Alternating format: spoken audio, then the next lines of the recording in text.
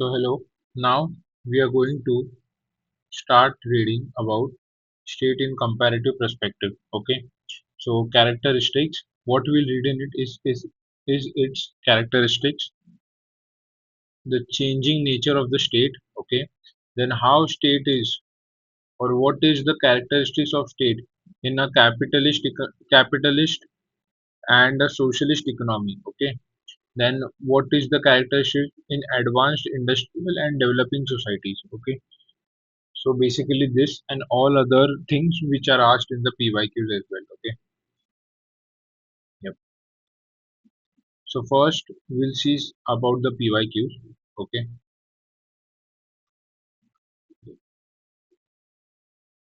So interdependence is asked. Okay. Then military industrial complex. Then here you can see these two questions.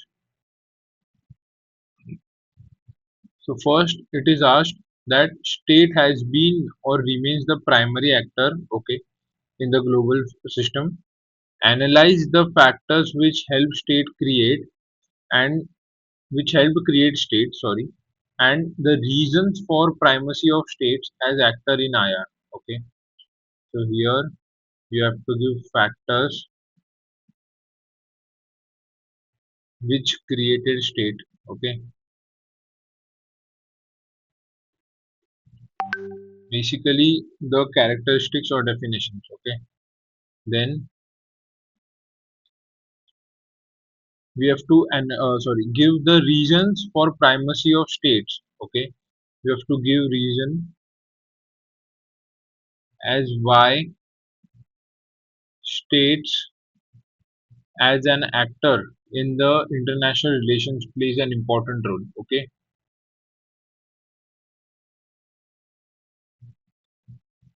then in the next question as well you can see the role of nation state as an actor is asked. Okay, then again nations and states have become virtually synonymous. So here again it about nation state is asked. Okay, then minimal state is asked here, which means state changing nature of state in liberal economy is asked. Then here you can see modern constructs of the state and politics are preeminently Eurocentric. Okay, so here you can give post-colonial nature of state. Okay, and here you can give the characteristics of the Eurocentric.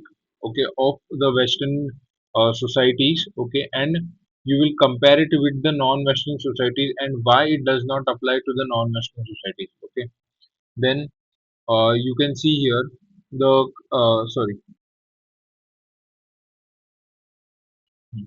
So you have to state the crisis, why there is a crisis of nation state. Okay, and you have to also use these anchors such as internal pressures. Okay, external threats. Okay, like that. So here in external threats also you can see you can give the role of the state actors. Okay, deep state and all other things. Okay, then here is asked changing nature of state in developing societies. So these are postmodern.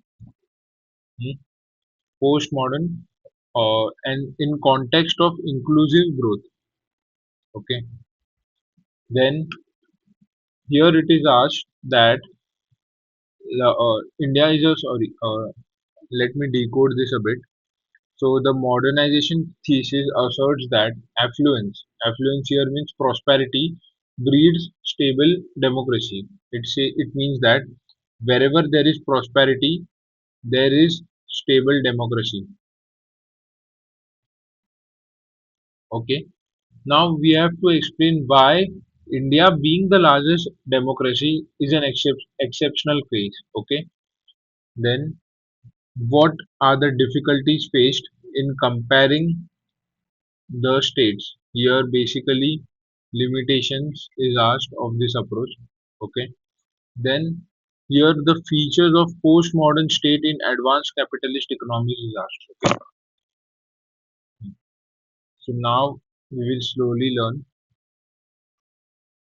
So first, we'll learn what basically state is.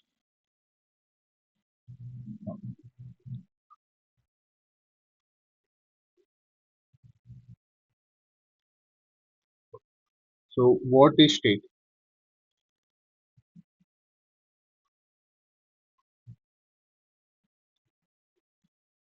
This you can use as for intro, okay, or the first paragraph after it.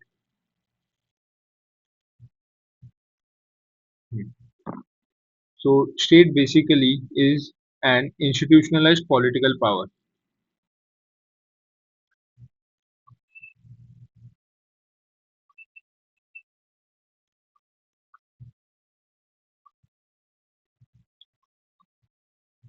Institutionalized political power.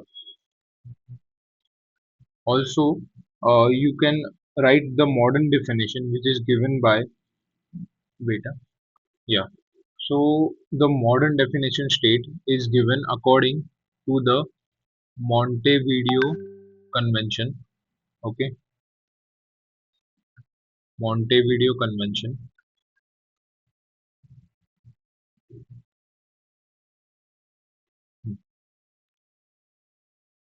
So here they have given four main characteristics.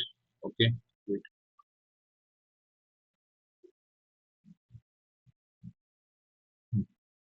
So they have given four main characteristics of a state. Hmm. So yes. So the first is that a state should have a defined territory. Okay,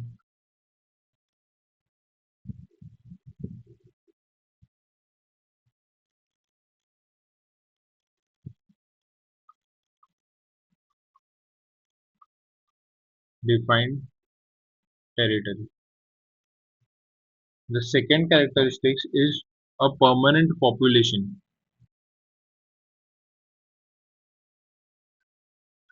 The third one is a sovereign government.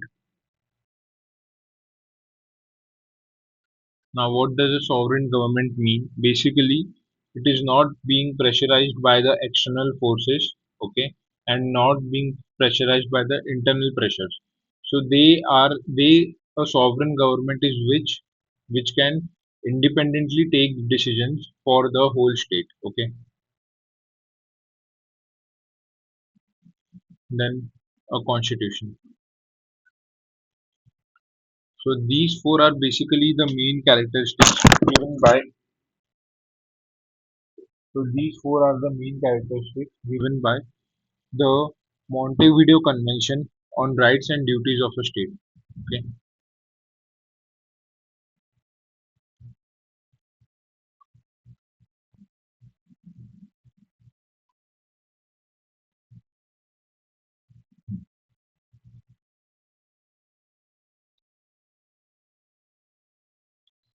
And now we are going to learn about the concept of state sovereignty.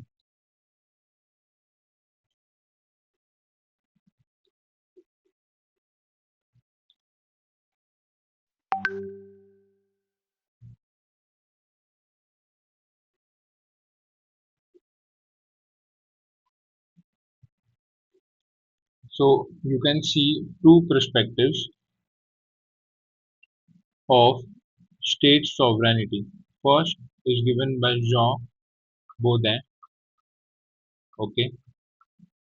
So what he says that sovereignty imposed through law regardless of the consent of the subjects. Okay.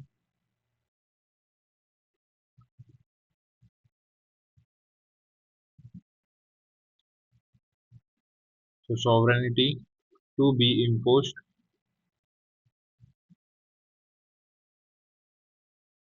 regardless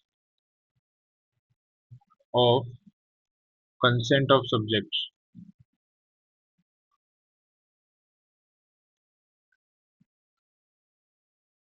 Then on the other hand, you can see a clear shift, okay, in the works of Thomas Hobbes.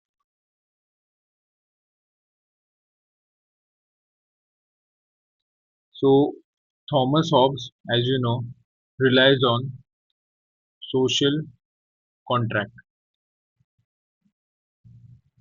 Okay, social contract through people's consent.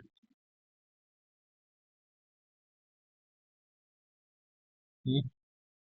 But he has given a greater role to state than to citizens. Okay, so citizens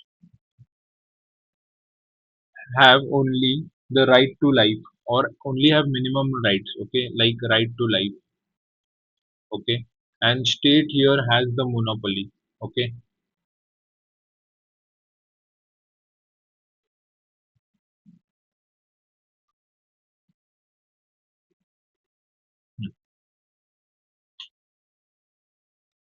you can also see a change in the concept of state sovereignty in the works of John Locke, J. S. Mill, and Rousseau.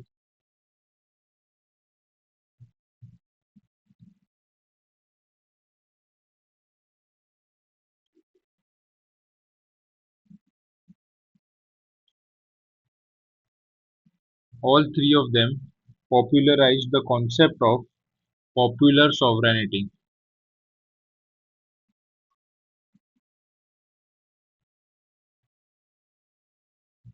Okay,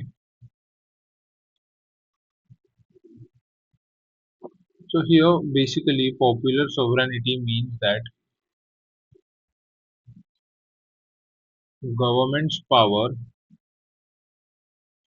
comes from the consent of the people.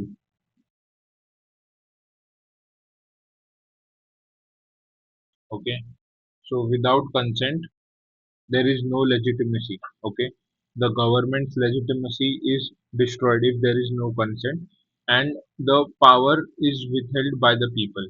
Okay, yeah. Hmm. So now we will read about the contemporary definition,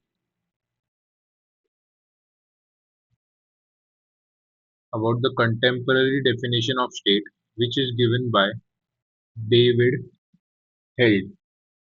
Okay, in his book Political Theory and Modern State.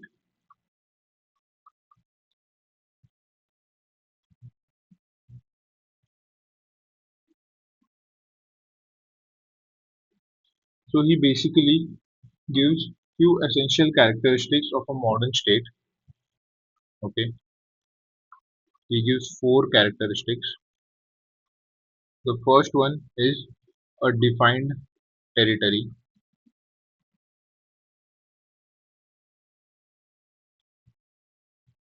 The second one is monopoly on violence. Only state has the monopoly on violence. If citizens do, they will be arrested by law. Okay. Impersonal structure of power.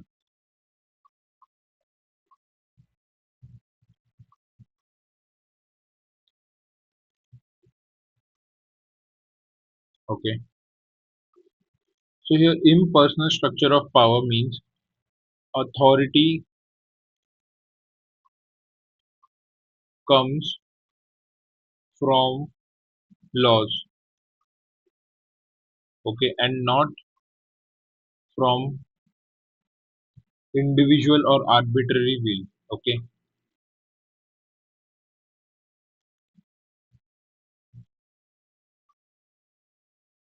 Here you can link Aristotle as well.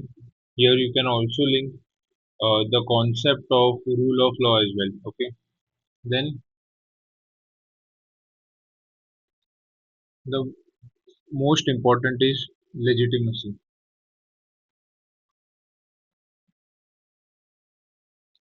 Without legitimacy, the government won't be in power. Okay, so people's consent is the utmost or the most crucial thing for a contemporary modern state. Okay, so now we have basically finished the definition of state. Okay, but as you can see, there is no fixed definition of state, and it depends on different perspectives, which you can see in political science. Okay, after this, we are going to learn about states in capitalist societies or liberal societies. Okay, so now we are going to learn about state in capitalist or liberal societies.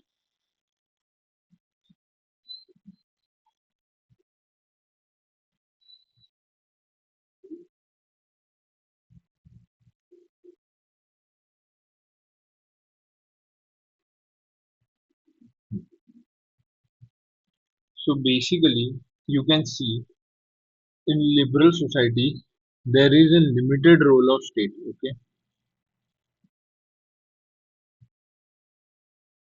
in the previous chapter also we have read that state plays a very limited role in a liberal or a capitalist society. Okay, and liberalism mostly focuses on rights over good. Okay, good here means the good of the society. So liberalism focuses on right over the good of the society. Okay, and you can see that liberalism has evolved. Okay, from classical liberalism to neoliberalism. Okay, and in between there is also modern liberalism. Yeah. So first, we will draw a diagram. Okay, classical liberalism, then came Great Depression,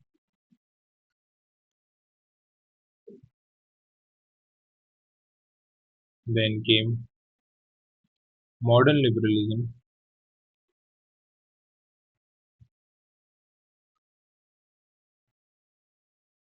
and then neoliberalism. Hmm.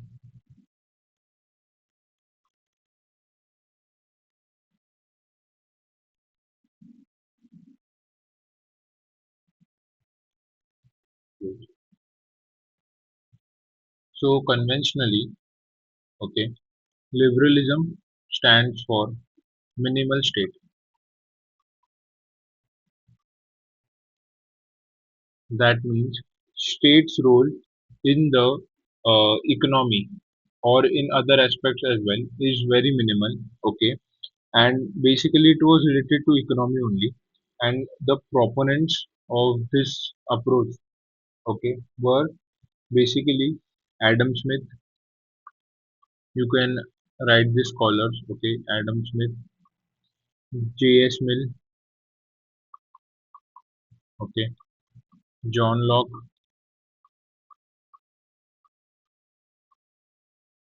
Montesquieu, Bentham,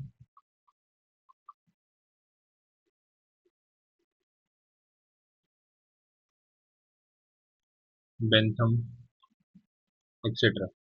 Okay,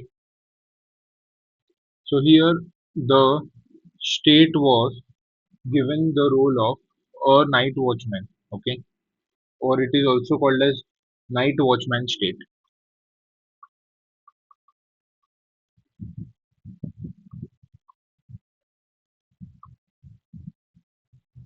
as state's role is very minimal, as they also depend. So this classical liberalism, basically classical liberal state basically depended on the market forces. Okay, the forces of demand and supply, rather than regulating the economy through the state. Okay, however, during the Great Depression, okay, things changed a lot.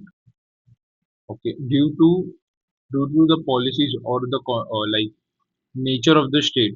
Like here the state was laissez-faire state. Okay,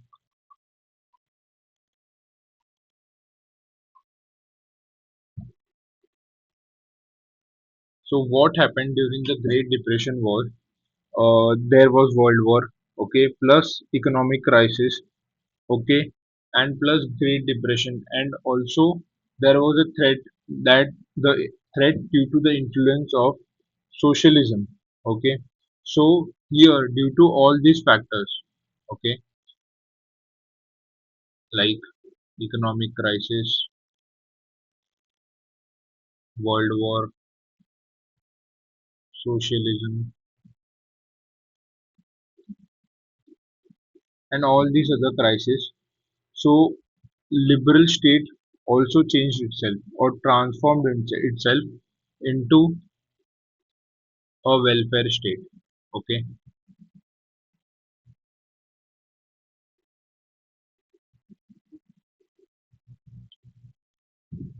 here state acquired the role of a nanny.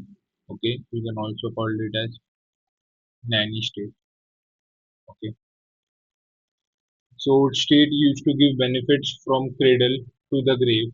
So like that, so state became basically a welfare state, all or a social, or you can also call it as social liberalism, okay, or other terms. I will give the terms like liberalism, which happened in Germany. mm, Then also positive liberalism.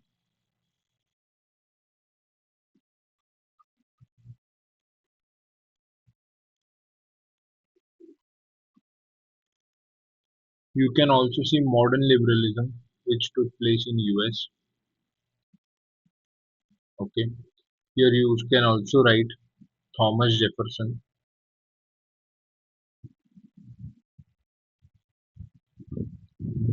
in classical liberalism. So now what you can see is that the liberal state evolved from, like, first it used to be minimal intervention to a welfare state. Now the state's role has increased, okay, and due to this, later there was a threat that liberalism will turn into socialism, okay, due to the excessive role of state. So it was called that liberalism, like the state or the rolling back of state, okay. So state should roll back, and state should, like, pull itself out from the role of a welfare state, okay. And so again the concept of classical, or so a new concept emerged of neoliberalism, where the state rolled back, okay, rolling back of state, okay.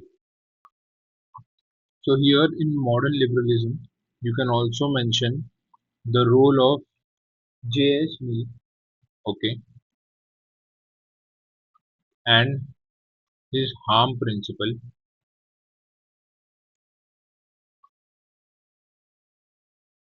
which basically prioritized whole over part, or you can also call it as moral individualism, okay. And Mill made liberalism accommodate idealism. So basically, what happened was modern liberalism became pro-poor, or you can also call it as humane liberalism. Okay, so after this, as you have seen in neoliberalism, rolling back of state happened. Okay, so basically, private sector started performing the role of state.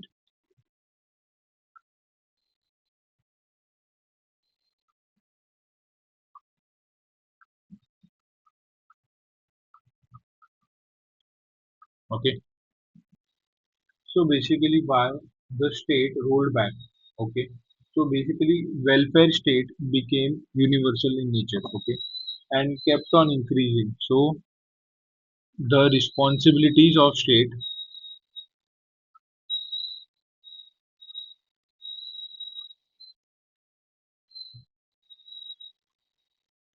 kept on increasing, okay,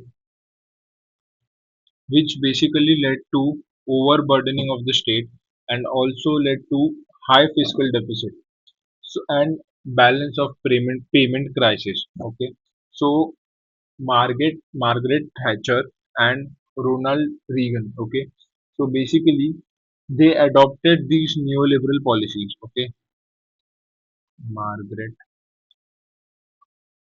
Thatcher and Ronald Reagan. Okay, so basically they adopted these policies. Okay, and all these led to the formation of WTO. Okay, and other such organizations as well. Also, you can mention few thinkers here like Hayek. Okay, then Milton Friedman.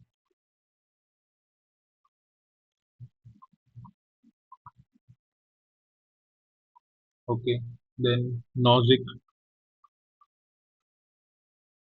All these thinkers, all these scholars. Okay, and their views I will teach in the paper 1A part. Okay, where we will learn each and every ideology separately. Okay, so through these analysis, okay, we can conclude that state in liberal or capitalist society, okay, is basically current or basically low state paradigm. Okay,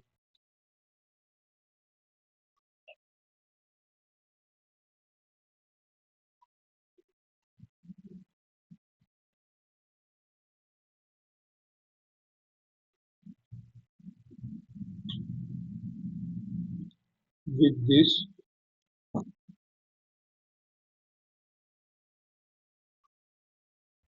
and also we can see that there are slight chances of collapse of liberalism. Why? Due to strong rightists emerging or strong rightist governments, okay, emerging in all parts of the world. You can also see here the clash of civilizations, okay, clash of two civilizations, for example, liberalism by USA or neoliberals who think about the market basically, and then Islamic states, okay, fundamentalist or religion based states, okay. So with this, we basically finish state in capitalist or liberal societies. After this, we are going to study about changing nature of state in socialist economies. Okay.